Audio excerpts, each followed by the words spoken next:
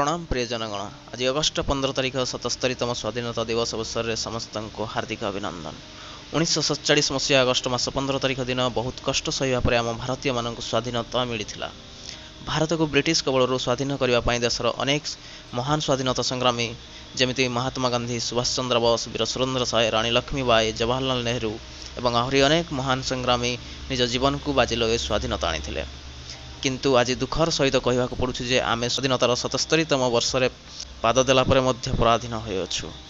काहेकि और किपरि आमे पराधीन, चलंतु आगको जानिबा।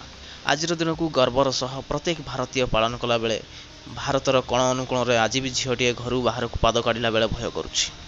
कहीं एबे भी ता मन रक्त पिपासु बलात्कारी पराधीनतार शिकार हेबार भय रोचे।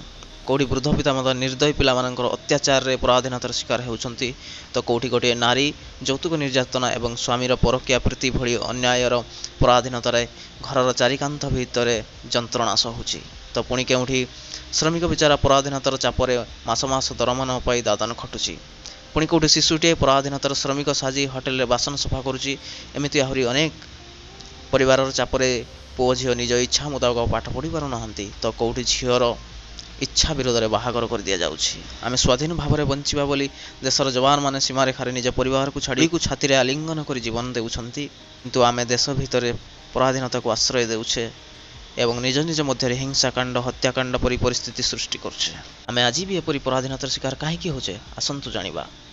गोटे नारी जेतेबेले घर बाहर को पाद काढ़ुची ता मनरे यौन शोषण भय रोचे एवं यौतुक निर्यातना और कामुक स्वामीर अत्याचार रे पराधीनतार शिकार होउची। से जानिछि ता पई न्याय व्यवस्था एवं संविधान मध्य रहिछि, तथापि ता मनरे यौन शोषण भय रोचे। काहेकि न्याय व्यवस्था और संविधान थिबा सत्य मध्य ताहा दिन को दिन बढ़ी चलछि। आमे निज घरर नारी माननकु जेमिति सम्मान करूछु, सेमिति समस्ते आम विचार को परिवर्तन करी समस्त नारी को जो दिन सम्मान देवा से दिन भारतर समस्त नारी को स्वाधीनता मिले। सेहीपरि पितामाता पिलामानकर स्वाधीन जीवन गढ़िबा पई अनेक कष्ट सहिथांती, किंतु सही पिला माने समाज रे प्रतिष्ठित होला परे पितामाता को पराधीनतार व्यवहार देखै थांती।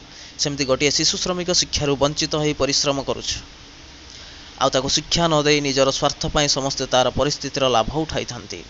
जेहेतु से शिक्षार वंचित हुए भूल ठीक निर्णय कर पारेनी एवं बड़ होगा पर से समाज रे जड़े अपराधी एवं हिंस्र स्वामीर भूमिका नहीं थाए।